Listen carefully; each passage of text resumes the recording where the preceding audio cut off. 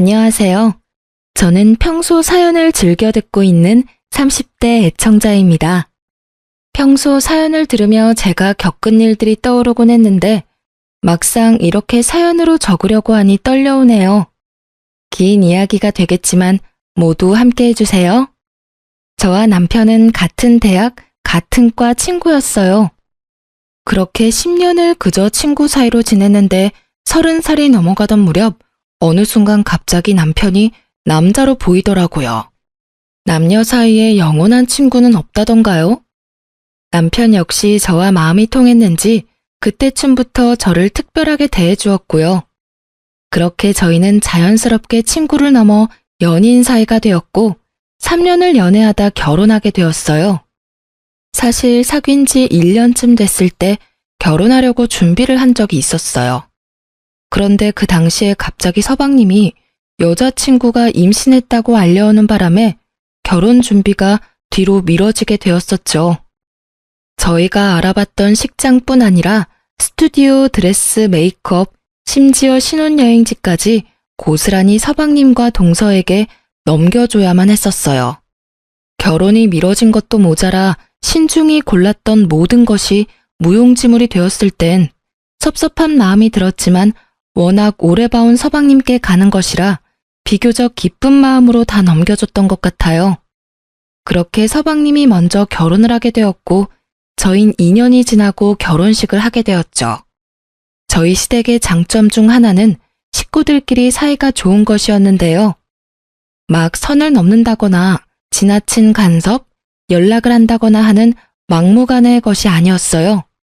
그저 딱 적당하게 선을 지키며 돈독하고 화기애애한 것이었죠. 시부모님들도 다 좋으셨고 서방님 역시 저를 잘 따르고 잘 대해주었죠. 딱 한 사람, 동서만 빼고요. 저와 동서는 결혼하기 전에도 그렇고 결혼하고 난 뒤에도 딱히 부딪힌다거나 얼굴 붉히는 일조차도 없었는데 왜인지 모르게 동서가 저를 싫어한다는 느낌이 계속 들더라고요. 그 느낌은 제가 결혼을 하고 난 뒤 더욱 강하게 느껴지더군요. 누구 때문에 제 결혼이 2년이나 미뤄졌는데 모든 사실을 다 알고 있는 동서가 저에게 고마워하기는커녕 적대적인 감정을 숨기지 않으니 저 역시 동서에 대한 마음이 곱지 않았어요. 그렇게 동서와 저 사이엔 묘한 기류가 맴돌았고 결국 그 감정이 폭발하는 날이 오고야 말았죠. 그날은 제삿날이었고 전 반차를 쓰고 시댁으로 향했어요. 큰 불만은 없었어요. 시댁은 제사가 많은 집안이었는데 제가 시집 오던 해에 어머님께서 다 없애시고 1년에 2번만 하자고 해주셔서 큰 부담이 없었거든요. 전 생각했던 것보다 일찍 시댁에 도착해 먼저 제사 음식을 준비했고 1시간쯤 지나니 동서가 아이를 데리고 오더군요. 아이도 아직 어리고 하니 동서에게 일을 시킬 생각 따윈 없었기에 전 간단한 인사만 나누고 주방에서 하던 일을 계속하고 있는데 동서가 아이를 안고선 쭈뼛쭈뼛 주방으로 오더라고요. 이리저리 날뛰고 싶어 안달이 난 아이를 안고선 말이죠.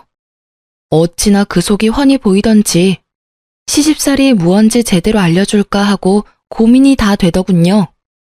하지만 일하기 싫어 안달인 사람 붙잡고 일을 시켜봤자 뭐하나 하는 생각도 들고 그렇지 않아도 힘든데 괜한데 힘을 빼고 싶지 않아 그냥 아무 말도 하지 않았어요. 자신이 그렇게까지 하면 들어가서 쉬어라는 말이라도 할 줄 알았는지 동서는 이러지도 저러지도 못하고 서서 제 눈치를 살피더군요. 저는 끝까지 아무 말 하지 않고 제 앞에 놓은 산더미 같은 일에 집중하는 척을 했고 그런 저를 바라보던 동서는 이윽고 자기 아들 다리를 꼬집어 울려버렸어요. 제 눈으로 보고도 참 믿기지 않더군요. 아무리 상황이 그렇다고 해도 어떻게 자기 아들 다리까지 꼬집어 울릴 수가 있는 건지 제가 봤다는 생각은 전혀 하지 못하는 건지 동서는 소름이 끼치는 연기를 펼치기 시작하더라고요. 어머, 넌 또 왜 울어? 형님, 죄송해요. 저도 좀 도우려고 일찍 온 건데 아무래도 애가 울어서요. 방에 데리고 가서 좀 달래줘야 할 것 같아요.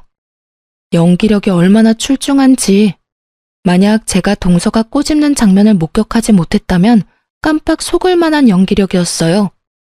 황당한 전 아무 대답도 하지 못하고 있었고 까무러치듯 우는 아기의 소리가 들리자 어머님이 나오시더라고요. 우리 손주 왜 울어? 둘째야, 너네가 우는데 여기서 뭐하니? 들어가서 애나 달래렴. 원래 애가 어릴 땐 일하고 싶어도 못하는 거야. 네? 그래도 형님 혼자 일하시는데 저 혼자 들어가기 좀 그래서요. 아유, 됐어. 뭘 그런 눈치를 보고 그래? 눈치 주는 사람도 없는데. 아, 그게 어머님, 그렇긴 하지만 아무래도 형님 혼자 하시니 제 마음이 좀 불편해서요.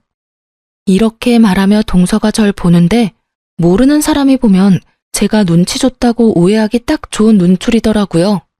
어머님 역시 동서의 뜻대로 저를 오해하셨는지 저를 빤히 보시기 시작하는데 이대로 참고만 있을 일은 아니다 싶더군요.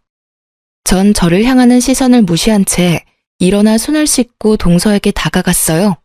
그리곤 동서가 꼬집었던 허벅지를 보여주며 이렇게 말했죠. 동서, 조심 좀 하지 그랬어. 아까 동서가 여기 살 찝는 것 같던데. 여기 봐봐. 아직 빨갛네. 조심 좀 해. 얼마나 아팠으면 애가 까무러치면서 울겠어? 그리고 내가 무슨 말 했어? 난 아무 말도 하지 않았어. 들어가서 아들 먼저 달래줘. 갑자기 꼬집혀서 아픈 건 둘째치고 애가 많이 놀랐겠어. 제 말에 동서는 제가 봤다는 사실을 깨달았고 아이의 허벅지보다 더 붉어진 얼굴을 하고 고개를 숙이더군요. 어머님은 계속해서 찡찡거리는 아이를 안고 방으로 가신다며 주방을 벗어나셨고요. 어머님이 들어가신 후 동서는 숙였던 고개를 획 들더니 화를 내며 저에게 따지기 시작하더군요. 형님, 꼭 이렇게 제 망신을 주셔야 해요? 이왕 모른 척 해주셨으면 끝까지 모른 척 해주시면 되잖아요. 아니, 애초에 저한테 들어가서 쉬라고 한마디 해주셨으면 이런 일까지는 없었잖아요. 적반하장도 유분수지. 누가 누구한테 따지고 드는 건지 모르겠더라고요. 저 역시 참고 또 참고 있는 터라 더는 인내가 남아있지 않았고 오늘이 날이구나 하는 마음으로 동서의 말을 받아쳤어요. 내가 왜 그렇게까지 해야 하는데? 굳이 내가 왜? 그리고 어디서 큰 소리야? 동서가 그렇게 일하기 싫었으면 오늘 좀 늦는다고 연락하고 늦게 오던가. 이왕 와서도 일할 만한 여건이 안 되어서 좀 쉬겠다고 말하면 누가 뭐라고 해? 제가 쉬겠다고 하면 저만 미움받을 거 아니에요. 미움까진 아니더라도 눈치는 보였겠지. 그런데 말이야, 어머님도 그렇고 나도 그렇고 아기가 어린데 굳이 동서까지 일 시킬 마음은 없었어. 그런데 왜 말을 하지 않으세요? 들어가서 쉬라고 한마디만 했으면 됐잖아요. 아까도 말했잖아. 내가 왜 그렇게까지 해야 하냐고. 애는 엄마 품에서 내려와서 놀고 싶어 안달인데 그런 애를 굳이 안고 주방에 와서 서 있는 꼴을 보고 내가 굳이 동서한테 들어가서 쉬라는 말이 하고 싶었겠어? 나 그렇게 성격 좋은 사람 아니야, 동서. 그래서 굳이 어머님도 계시는데 우리 아이 허벅지까지 다 보여주신 거예요? 저 곤란하게 만들려고요? 설마. 나도 그럴 생각까진 없었는데 동서가 내가 말할 수밖에 없는 분위기로 몰고 갔잖아. 난 눈치는커녕 동서한테 말 한마디 한 적도 없는데 어머님 앞에선 내가 눈치 줘서 주방에서 벌선 사람처럼 구니 내가 별다른 방법이 있었겠어? 그래도 내가 마지막 인내심으로 동서가 일부러 꼬집어서 울렸다는 말은 안 했잖아. 내 두 눈을 의심했다 진짜. 다음부턴 그런 짓까지 하지 말고 그냥 말해. 일하기 싫다고. 이게 뭐야? 괜히 동서 혼자 오바해서 애까지 울리고. 난 있잖아. 일하기 싫다는 사람까지 엮어서 같이 고생시킬 마음 없어. 알겠어? 제 말에 동서는 할 말이 없는지 그저 저를 노려보았고 저 역시 동서를 노려봤어요. 그렇게 저와 동서의 눈싸움이 시작되었는데 화난 표정의 어머님이 주방으로 들어오시더군요. 이게 다 무슨 말이야? 일부러 애를 꼬집었다니. 둘째 너, 이게 다 사실이야? 그래요. 분위기가 심상치 않음을 느낀 어머님은 방으로 들어가시긴 했는데 방문을 닫지 않고 이야기를 다 듣고 계셨던 것이었습니다. 모든 사실을 알게 된 어머님은 동서를 나무라기 시작했고 동서는 눈물을 글썽이며 아무 말도 하지 못하고 서 있더군요. 너 그렇게 안 봤는데 아무리 일이 하기 싫다고 해도 어떻게 네 자식 허벅지를 꼬집니? 그리고 잘못은 네가 해놓고 왜 꾸준 형님한테 화풀이 짓이야? 너 우리 없을 때 그딴 식으로 첫째 대하니? 아니에요. 저도 모르게 너무 흥분을 해서 죄송해요, 어머님. 죄송해요, 형님. 궁지에 몰린 동서는 저에게 용서를 구했고 진심이라고 느껴지지 않는 사과였지만 더는 이를 키우고 싶지 않았기에 전 알겠다고 하고 사건을 일단락시켰습니다. 제사 사건이 있고 난 후 동서는 아예 저를 무시하기 시작하더군요. 다른 사람들이 있을 땐 더없이 깍듯하고 살갑게 굴었지만 아무도 없을 땐 아예 눈길을 주지 않는 이중적인 행동을 이어나갔어요. 저 역시 동서와 똑같이 행동해줬고 자주 마주치는 일이 없었기에 크게 신경 쓰지 않고 지냈죠. 그러던 어느 날 집에 큰일이라면 큰일이 생겨났어요. 총각 때부터 남편의 어깨가 좋지 않았는데 점점 상태가 심각해지더니 결국 수술을 잡게 되었어요. 갑작스럽게 잡힌 수술 일정이라 제 회사에 연차를 내지 못했거든요. 생명과는 무관한 수술이긴 했지만 아무래도 신경이 쓰이더군요. 하지만 일정을 아무리 조정해도 출근은 해야 했고 전 일단 남편을 병원까지 데려다주고 출근을 하게 되었어요. 마음이 얼마나 급했는지 초인적 속도로 급한 일을 마무리하고선 다시 병원으로 향했죠. 가는 길에 병원에 전화를 걸었더니 남편이 이미 수술을 마치고 병실로 올라갔다고 하는데 마음이 얼마나 조급해지는지. 그렇게 전 병원에 도착해 남편의 병실로 들어섰고 거기엔 경악스러운 상황이 저를 기다리고 있더라고요. 아직 마취에 취해 있는 남편과 그런 남편의 손을 세상 애처롭게 잡고 있는 한 여자. 그 여자의 눈빛을 보는데 딱 알겠더라고요. 두 사람의 관계가 보통 관계는 아니라는 것을요. 자기야, 좀 괜찮아? 나 괜찮아. 괜찮은데 자꾸 잠이 와. 아직 마취해서 덜 깨서 그래. 조금씩 깨려고 노력해봐. 간호사쌤 말이 이제 조금씩 깨워야 한다고 했어. 아프진 않지? 아프진 않아. 자기 얼굴 봐서 그런지 하나도 안 아프고 꿈꾸는 기분이야. 자기는 이 와중에도 참. 어쨌든 고생했어. 그 조용한 병실에 두 사람의 다정한 대화 소리가 들려오는데 제가 더 꿈을 꾸고 있는 기분이더군요. 그것도 1초라도 빨리 깨고 싶은 악몽이요. 하지만 제 앞에 놓은 모든 상황은 현실이더군요. 제가 올 줄 꿈에도 몰랐던 남편이 부른 저 여자는 상간녀였고 전 우습게도 굳이 일을 빨리 끝내고 와서 이 모든 끔찍한 광경을 남편의 병실에서 목격하고야 만 것이었죠. 충격에 빠진 것도 잠시 전 그 다정한 모습을 휴대전화에 남기고선 조용히 병실을 벗어났어요. 그날 이후 전 남편이 태어난 날만 기다렸고 남편이 태어남과 동시에 흥신소를 통해 남편의 뒷조사를 시작했습니다. 얼마나 지났을까요? 흥신소에서 연락이 왔고 연락을 기다리며 혼자 상상했던 것보다 현실은 더욱더 충격적이었습니다. 두 사람이 만나기 시작한 것이 얼마 되지 않았다는 건 제 예상과 같았어요. 하지만 충격적이었던 것은 두 사람이 만나게 된 계기였죠. 상간녀는 보험사에서 일하는 영업직원이었는데 그 상간녀를 남편에게 보험을 핑계로 삼아 소개해준 사람이 다른 사람도 아닌 바로 동서였던 것입니다. 동서와 상간녀는 친구 사이로 제 남편을 꼬여내기 위해 아주 작정을 한 모양이었어요. 작정을 하고 접근했든 어쨌든 남편은 상간녀에게 넘어갔고 이미 선을 넘어버린 남편의 모습들을 보는데 더는 결혼 생활을 유지하고 싶은 생각이 싹 사라지더군요. 흥신소에서 건네받은 사진을 한 장씩 넘겨보는데 남편의 미소를 볼 때마다 제 억장이 무너지더라고요. 그렇게 눈물을 흘리며 증거들을 보는데 제 이막이 열리는 듯 주인공이 남편에서 동서로 바뀌더군요.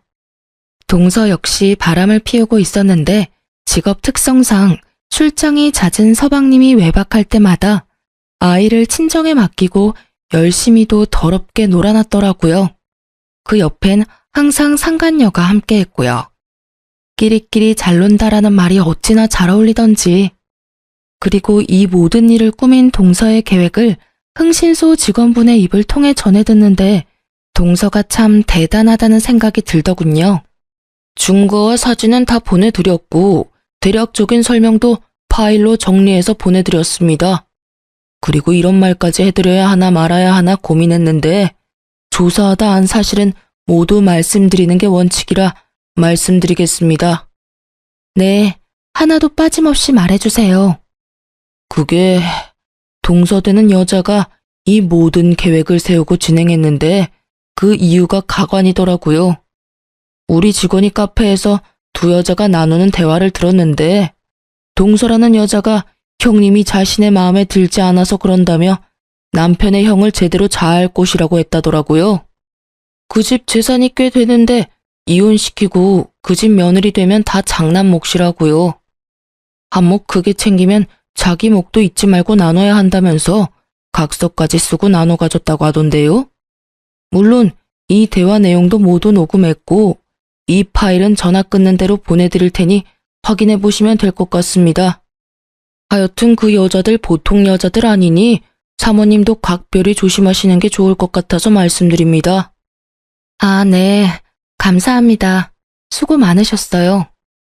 전화를 끊은 저는 다시 한번 동서의 대범한 행동에 감탄을 금치 못했어요. 제가 아무리 마음에 들지 않는다고 해도 형님 자리를 바꿀 생각을 한다니. 대담하다고 해야 할지 영악하다고 해야 할지 모르겠더라고요. 하긴 그 정도 되는 여자이니 자기 배 아파 낳은 자식 허벅지도 그렇게 인정사정 없이 꼬집어 올렸겠지만요. 어쨌든 이미 모은 증거들은 확실했지만 저는 확실하게 하기 위해 남편의 휴대전화를 뒤져보았지만 이미 다 삭제한 것인지 아무것도 없더라고요. 실망감도 잠시 저의 머릿속엔 차량 블랙박스가 번뜩 떠올랐고 남편이 자는 것을 확인하고 남편의 차로 향했어요. 남편은 블랙박스까진 생각하지 못한 것인지 그곳엔 외도 증거와 함께 남편이 어떤 생각을 가졌는지 적나라하게 녹음되어 있더군요. 자기야, 그러면 이혼하는 거지? 그럼 얼른 이혼하고 자기랑 살아야지. 그 얼른이 언제야? 빨리 이혼해. 나 더는 기다리기 힘들단 말이야. 나도 빨리 이혼하고 싶어. 당신 혼자 두고 집에 들어가는 내 기분은 오죽하겠어? 조금만 더 기다려줘. 일단 부모님께 먼저 말씀드려야 해. 알잖아. 우리 부모님 그 여자 엄청나게 좋아하시는 거. 당연히 아들인 내가 우선이겠지만 그래도 혹시 모르니까 좋게 좋게 마무리 짓는 게 우리한테 이득이야. 알겠지? 아, 알겠어. 어쩔 수 없지. 그런데 자기 마음은 확실한 거지? 확실히 나 사랑하는 거 맞냐고. 혹시 사는 건 그 여자랑 계속 살고 나랑은 바람만 피우면서 즐길 생각은 아니지?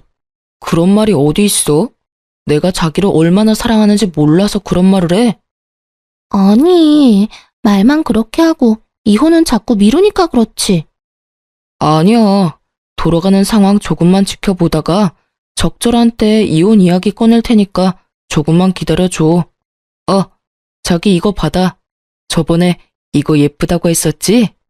어머, 이거 내가 갖고 싶어 하던 샷땡 가방이잖아. 이 비싼 걸. 고마워, 자기야. 이 정도 가지고 뭘. 자기가 좋아하니까 나도 뿌듯하다. 다음엔 더 좋은 걸로 사줄게. 자기 최고야. 사랑해. 나도 사랑해.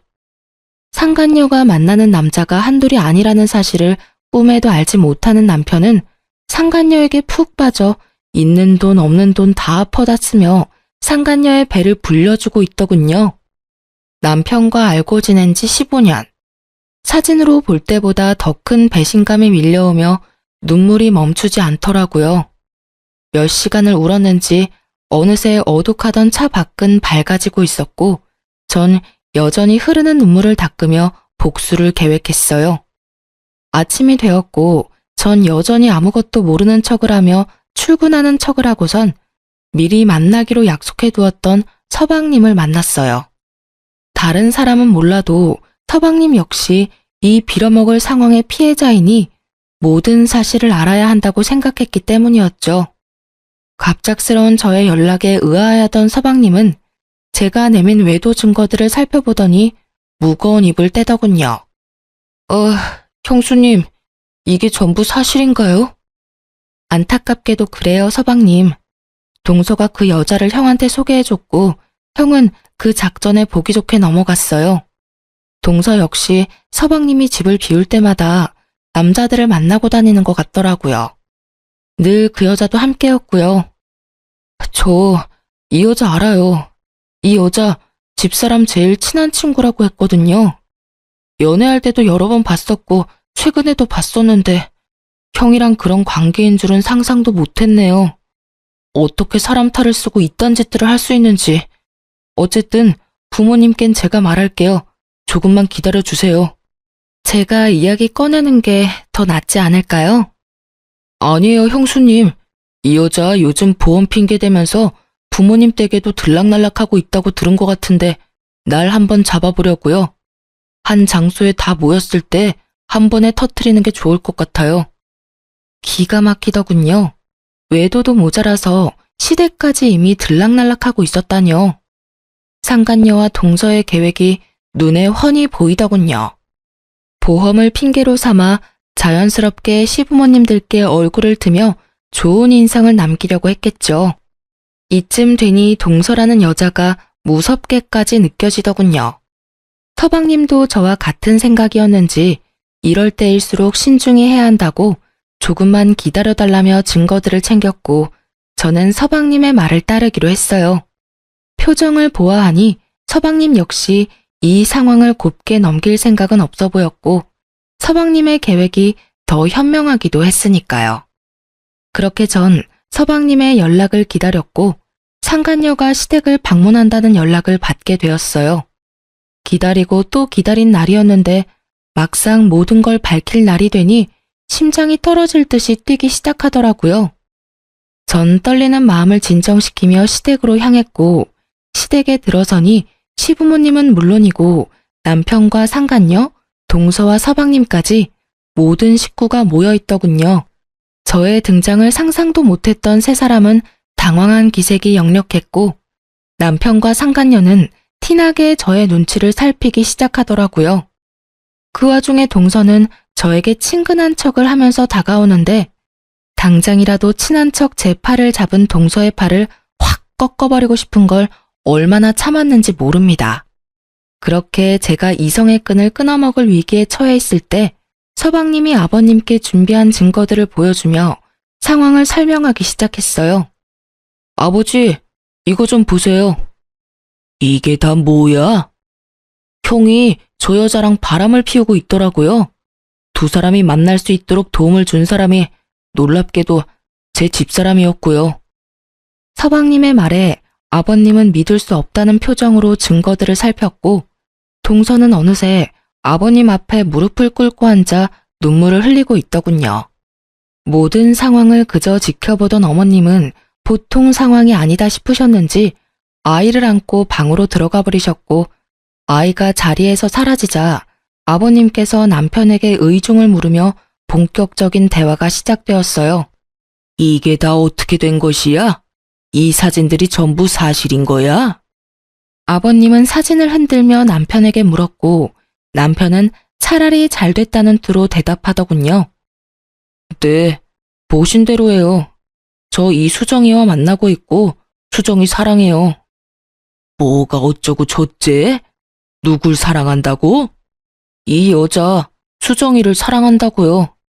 그래서 드리는 말씀인데 집사람하고는 이혼하고 남은 여생은 수정이하고 살고 싶어요, 아버지. 제가 버젓이 자신의 옆에 앉아있는데도 다른 여자를 사랑하고 있으며 그 여자와 살고 싶다는 남편을 보며 그나마 있던 미운정마저도 뚝 떨어지는 기분이 들더군요. 아버님 역시 저와 생각이 같으신지 남편을 가만히 노려보다 저에게 시선을 옮기신 후 차분한 말투로 질문하셨죠. 아가, 네 생각은 어떠냐? 넌 어떻게 하고 싶어? 저 역시 같은 생각이에요. 저딴 인간하고는 1분 1초도 같이 살고 싶지 않아요, 아버님. 응, 그래. 일단 알겠다. 아버님은 고개를 끄덕이며 생각에 잠기신 듯 하더니 이내 고개를 들며 남편에게 통보하듯 말하기 시작하셨어요. 두 사람 말은 잘 들었고, 그렇게 하도록 하자. 일단 결혼할 때 마련해준 집부터 비우거라. 네, 알겠습니다, 아버님. 당연한 듯 답한 저와는 달리 남편은 이런 상황은 계획에 없었다는 듯 언성을 높이기 시작하더군요. 아버지, 그게 무슨 말이세요? 집은 갑자기 왜 비워요? 아버지, 그 집은 저한테 주신 집이잖아요. 그러면 이제 제 집인데 저까지 왜 그 집에서 나와야 하냐고요? 그걸 몰라서 묻는 게야? 그 집은 너희 두 사람이 결혼한다기에 준 집이었다. 엄연히 따져 말해보자면 네가 아니라 내 며느리한테 주는 뇌물과도 같은 거였어. 모자란 내 아들 잘 데리고 살아달라고 뇌물로 준 집인데 두 사람이 이혼한다고 하니 당연히 집은 다시 돌려받아야 하지 않겠어? 집은 비우는 대로 팔아서 며느리한테 위자료로 조금 줄 생각이니 그런 줄 알고 이번 주 내로 집부터 비우거라. 아버님은 최대한 차분하게 말씀하셨지만 그런 아버님과는 달리 남편은 더욱 언성이 높아지더라고요. 그럼 저는요? 그 집에서 나오고 나면 저는 어디에서 수정이랑 새 출발해요? 아, 새로 집 얻어주시려고요? 하긴 이 사람이랑 살았던 집에서 수정이랑 계속 사는 것도 좀 그렇긴 하겠다. 아버지, 그럼 집은 언제 얻어주실 건데요? 어쩜 저리도 머릿속이 텅텅 빌 수가 있는 것인지. 남편을 알고 지낸 세월이 15년인데 저렇게 생각 없는 놈이었다는 것을 처음 깨달은 저 자신이 참 한심스럽더군요. 저리 한심한 새끼인 줄도 모르고 인생의 절반을 함께 했으니 말이에요. 저도 저 자신이 이렇게나 한심스러운데 아버님은 오죽하실까 하는 생각이 들었고 제 예상대로 아버님 역시 깊은 회의감이 드는지 긴 한숨 후 단호하게 말씀하시더군요. 네 놈은 이 상황에서 할 말이 그것뿐인 거야? 다른 사람한텐 몰라도 네 집사람한테는 용서를 구했어야지. 네가 그러고도 사람이라고 할 수 있는 게야? 네가 그러고도 집 해달라는 말이 입 밖으로 나오냐 이 말이다. 아버지 그건 어차피 이미 다 안 상황이고 이제 와서 사과 따위 해봤자 뭐예요. 달라질 게 없는데요. 이걸 말이라고 내뱉고 있는 건지 정말 아버님만 아니었다면 그 자리에서 딱이라도 한 대 때리고 싶은 심정이더라고요. 그런 심정도 잠시 저보다 더 격분하신 아버님이 고작 딱이 한 대보다 더 큰 복수를 남편과 상간녀에게 해주시더군요. 그걸 말이라고 하는 게야? 그러면 어떻게 해요? 이미 제 마음이 그런 걸 어떻게 하냐고요? 그건 그렇고 집은 해주실 거죠? 저 수정이랑 같이 살 집 필요해요, 아버지. 아버지 장남이 길거리에서 사랑하는 여자랑 살 수는 없잖아요. 난 너 같은 놈한테 더는 지원해줄 생각 따위는 없다. 네 입에서 이혼이라는 말이 나오는 그 순간부터 난 아들 하나 없는 셈 치기로 했으니 아무것도 바라지 말거라. 아버지, 이러시는 법이 어디 있어요? 내 돈으로 내가 알아서 하겠다는데 법이 왜 나와? 더는 긴 말 하지 말거라. 난 그리 결정했고 한번 내린 결정은 절대 번복할 생각 따윈 없으니 혹여나 내가 죽으면 달라지겠지 하는 생각도 하지 말거라. 유언장에 다 적어놓고 죽을 거니 알겠느냐? 아버님의 말씀에 남편뿐 아니라 상간녀의 얼굴까지 사색이 되어버리더군요. 당연했죠. 남편이 가진 거라곤 재산 좀 있는 부모님이 다였는데 그마저도 다 끊길 위기이니 남편과 상간녀가 그리고 있는 미래가 달라도 너무 달라지는 처지가 되어버렸던 겁니다.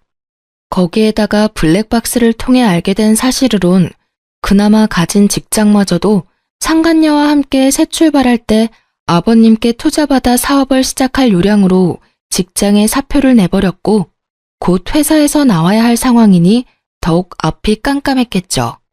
사색이 된 남편은 이내 상간녀를 바라보았고 어쩔 수 없다는 듯 이렇게 말하더군요. 자기야, 이왕 이렇게 된 거, 나 그냥 이혼하고 열심히 살아볼 테니까 자기도 나 믿고 열심히 살아줘. 그러면 우리 두 사람 잘 살 수 있지 않을까? 남편의 해맑은 굳건한 다짐에 상간녀의 얼굴은 더욱 사색이 되어가더니 이윽고 소리를 지르며 남편을 뿌리쳤어요. 야, 너 미쳤어? 손이 발이 되게 빌어서 한 푼이라도 받아올 생각을 해야지. 뭐? 열심히 살아달라고? 그게 말이야 똥이야. 내가 미쳤어? 너 같은 거랑 같이 살게? 자기야, 그게 무슨 말이야? 나 사랑한다고 했잖아. 사랑 같은 소리 하네. 그건 네가 네 부모한테 받아올 재산이 있을 때나 한 사랑이고 지금 이 상황에선 안 하지, 사랑. 끼지도 않아. 돈도 한 푼 없고 직장도 없는데 능력까지 없는 너 같은 놈이랑 내가 왜 살아? 너 같으면 같이 살겠니? 난 너 같은 놈이랑 살 생각 전혀 없으니까 나한테 들러붙을 생각도 하지 마라. 알겠어? 한바탕 퍼부은 상간녀는 고래고래 소리를 지른 후 현관을 향해 걸어갔고 그런 상간녀를 동서가 붙잡더군요. 수정아, 진정 좀 해. 네가 지금 이렇게 가면 어떻게 해. 잠시만, 조금만 진정 좀 하자, 응? 애처롭게도 붙잡는 동서가 불쌍하지도 않은지 상간녀는 동서를 밀치며 정신줄을 놔버린 사람처럼 소리를 지르더라고요. 진정? 너 같으면 진정이 되겠어? 이게 다 너 때문이야. 왜 나한테 저딴 놈이나 꼬시라고 해서 이 거지 같은 상황에 날 엮게 하냐 이 말이야. 그게 무슨 말이야. 너 지금 너무 흥분해서 아무 말이나 막 하는가 본데 흥분 좀 가라앉히자 제발. 격분한 상간녀의 반응에 적잖게 당황한 동서는 말까지 더듬으며 끝까지 착한 척 연기를 펼쳤고 그런 동서가 답답했던 상간녀는 욕까지 곁들이며 설명해 주더군요. 끝까지 연기하기는 이 멍청한 년아. 상황 보면 모르겠어? 다 끝났어. 네가 나한테 저 멍청한 놈 꼬시라고 한 것부터 그래서 내가 의도적으로 저 멍청한 놈한테 접근해서 이혼시키려고 한 것까지 다 들켰다고. 그러니까 너도 착한 척 연기 그만하고 네 살 길부터 찾으란 이 말이야. 아니야, 아니라고. 난 그런 적 없어.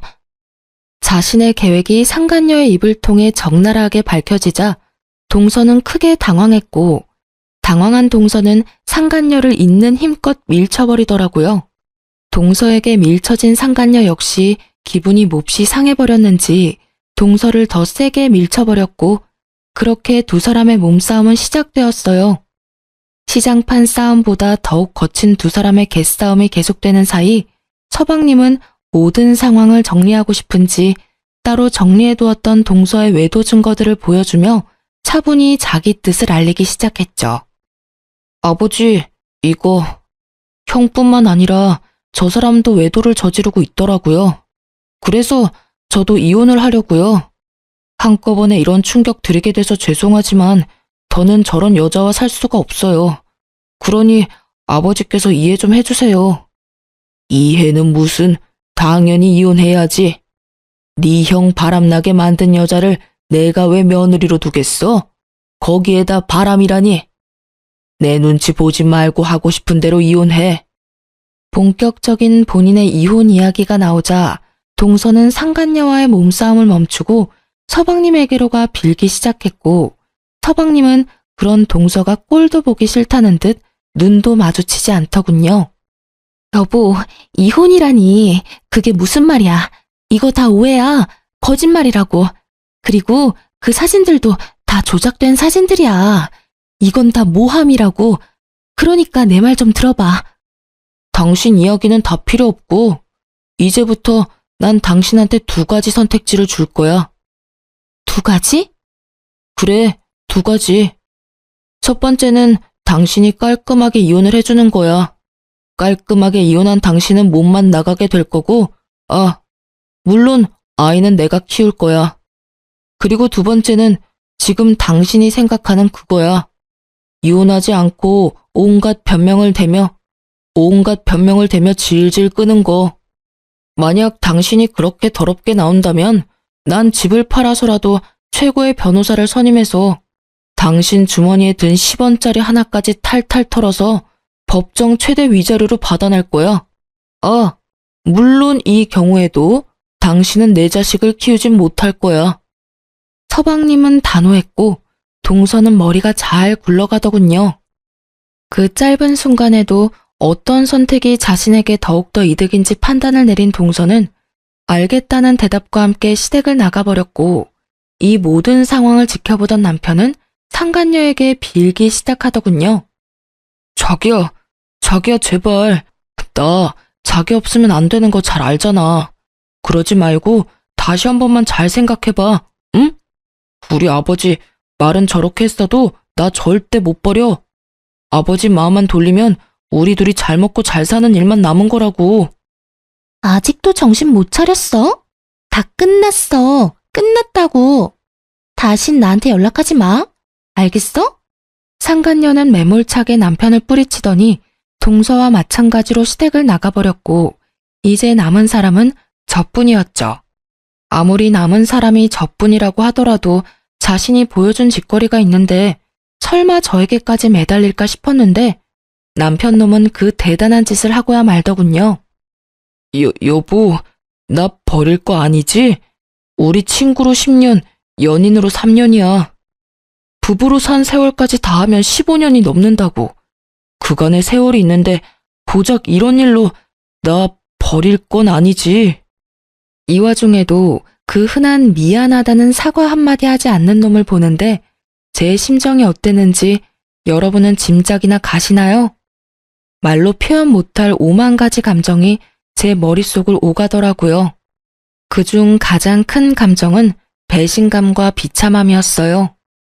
절 얼마나 하찮게 그리고 우습게 봤으면 이 와중에도 사과 한마디 없이 저의 용서를 바라는 걸까 싶어서요. 참 대단하다 정말. 이 와중에도 나한테 미안하단 말 한마디가 없으니까 말이야. 그거야. 미안한 건 말하면 입 아프니까 굳이 안 한 거지. 나 당신한테 정말 미안해. 진심이야. 그러니까 나 한 번만 용서해줘. 내가 앞으로 정말 잘할게. 당신이 잘하든 말든 난 이제 상관없어. 난 아까 말했듯이 당신 같은 인간이랑 이제 1분 1초도 같이 살기 싫으니까. 여보, 제발. 그러지 말고 나한테도 기회를 줘. 기회? 내가 당신 마음 모를 줄 알아? 나한테 어떻게든 달라붙어서 아버님 마음 돌리려고 그러는 거잖아. 내가 정말 좋아서 아니라 당신이 아쉬워서 이러는 거 모르는 줄 아냐고. 내가 정말 바본 줄 알아? 이 상황에서 어떻게 나한테 기회를 달라고 부탁할 수가 있어? 당신 정말 뻔뻔하다. 난 당신이 이렇게까지 파렴치한 사람인 줄 정말 몰랐어. 정말 실수였어. 실수였다고. 우리가 함께한 세월이 15년인데 이까지 바람 한 번쯤은 덮고 넘어가 줄 수 있잖아. 당신은 왜 그렇게 사람이 모질어? 제가 자기 사과를 받아주지 않자 도리어 화를 내는데 정말 어이가 없더라고요. 그러면서 제가 왜 이 인간 같지도 않은 인간이랑 그곳에서 입씨름을 하고 있는지도 모르겠고요. 그래서 전 준비했던 마지막을 해주었어요. 나 원래 이렇게 모질었어. 몰랐어? 그리고 또 모질게 말해보자면 아쉽게도 당신한텐 선택지는 물론이고 기회도 없어. 난 당신이랑 좋게 이혼할 생각도 없고 쉽게 이혼할 생각도 없어. 그러니까 각오 단단히 하는 게 좋을 거야. 마지막 경고의 말을 끝낸 저는 아버님께 인사를 드리고 시댁에서 나와버렸습니다. 그 뒤론 일사천리였어요. 남편이 찾아오기도 했고 연락으로 귀찮게 굴기도 했지만 이혼은 막힘없이 진행되었어요. 전 상간녀 소송과 함께 동서에게도 위자료를 청구했고 좋은 변호사분을 만난 덕분에 예상보다 빨리 그리고 예상보다 많은 금액의 위자료들을 받고 이혼을 할 수 있었어요. 서방님 역시 전 동서는 깔끔하게 보내주었지만 상간남 소송만큼은 칼같이 진행했다고 하더군요. 그 많은 남자 중 전 동서가 유부녀인 걸 알면서도 꽤 오랫동안 지속적이게 만나던 남자가 딱 한 명 있었는데 그 남자만큼은 그냥 넘길 수가 없었다고 하더라고요. 그렇게 진행된 상간남 소송으로 서방님 역시 복수를 할 수 있었죠. 서방님과 이혼을 하고 난 후 전 동서는 당연하다는 듯 상간남을 찾아갔다고 들었어요. 하지만 상간남 소송까지 당해 망신이란 망신은 다 당하고 돈은 돈대로 날린 상간남은 이미 그 여자에게 남은 마음이라곤 미움뿐이었고 그랬기에 전 동서를 받아주는 일은 없었죠. 거기에다가 땡전 한 푼 없는 여자니 혹 붙일 생각이 아니라면 더욱 받아줄 마음이 들진 않았겠죠. 전 남편의 결말도 다르진 않았어요. 저와 이혼하고 난 후 시댁에서도 받아주지 않자 전 남편이 찾은 곳은 상간녀였다고 합니다. 매일같이 찾아가 얼마나 귀찮게 했으면 상간녀에게서 전화가 다 왔더라고요. 이보세요. 당장 그쪽 남편 좀 데리고 가라고요. 매일같이 찾아와서 울고 불며 매달리는데 사람 미칠 지경이라고요. 그런 말을 왜 나한테 하는지 잘 모르겠네요. 내가 왜 그 사람을 데리고 가야 하는데요? 그거야. 저 남자가 그쪽 남편이니까 그렇죠. 그 남자 이제 내 남편 아니거든요. 네가 꼬셔서 정신 나가게 했으면 네가 책임져야지. 누구한테 떠넘기는지 모르겠네. 내가 왜 책임을 져? 내가 그때 말했었잖아. 저딴 놈이랑 살 생각 없다고. 그러니까 당장 와서 데리고 가라고. 이러다 내 혼사길까지 막히게 생겼어. 유부남 꼬셔서 한 가정 파탄 낼 거라고 작정할 땐 네 혼사길 정도야 꽉 막힐 거라는 각오 정도는 했어야지. 뭐라고? 네가 네 남편 간수를 못해서 나한테 넘어온 걸 나한테 어쩌라는 거야. 나 경찰에 신고할 거야. 네 남편 깜빵 가는 걸 보고 싶어? 눈치 하나는 빠른 줄 알았더니 그것도 아니더군요. 다른 것도 아니고 전 남편을 가지고 저한테 이런 말을 한다니. 어이가 없어 코웃음이 다 나더라고요. 깜빵을 보내고 싶은 사람한테 깜빵을 보낼 거라고 겁을 주다니. 이 얼마나 웃기는 상황인가요? 전 터져나오는 웃음을 참지 못하고 웃어버렸어요. 신고? 하려면 해. 나 이혼했다는 말 못 들었니? 그 인간이 깜빵을 가든 지옥을 가든 그게 어디든 그 인간이 불행할 수만 있다면 난 환영이야. 이거 왜 이래? 뭐라고? 나 정말 신고할 거야? 신고하든 말든 맘대로 하라니까. 그리고 샤넬백 사줄 땐 사랑한다더니 쥐뿔도 없는 놈 되니까 귀찮니? 그 마음 이해 안 되는 건 아니지만 그래도 어쩌겠어. 네가 다 그렇게 만든 상황인데. 그러지 말고 품고 살아봐. 잘 살다 보면 또 모르지? 두 사람이 꿈꾸던 재산 물려받아 잘 먹고 잘 사는 미래가 현실이 될 수도 말이야. 아, 아버님이 유언장에도 친히 그놈한테는 한 푼도 안 준다고 적으신다고 했지? 어쩌니?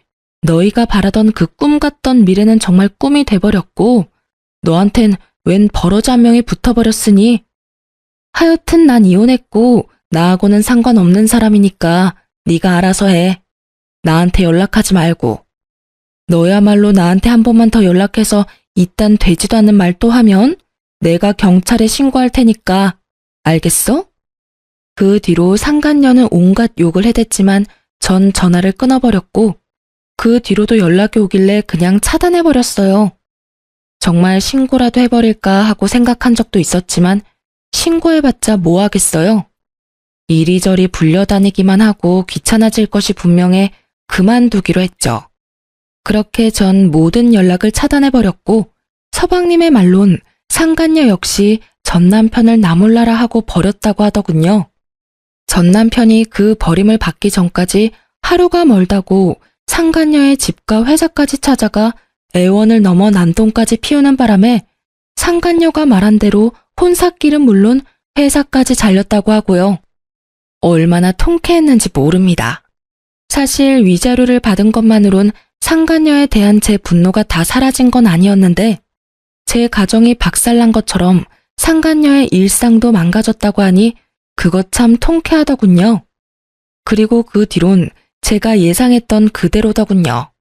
전 남편은 또다시 시댁으로 찾아가 손이 발이 되게 빌며 시댁에서 지낼 수만 있게 해달라며 빌었지만 아버님과 어머님은 받아주지 않았고 오갈 데가 아예 없었던 전 남편은 결국 퇴직금으로 작은 원룸을 얻어 살고 있다고 하더군요.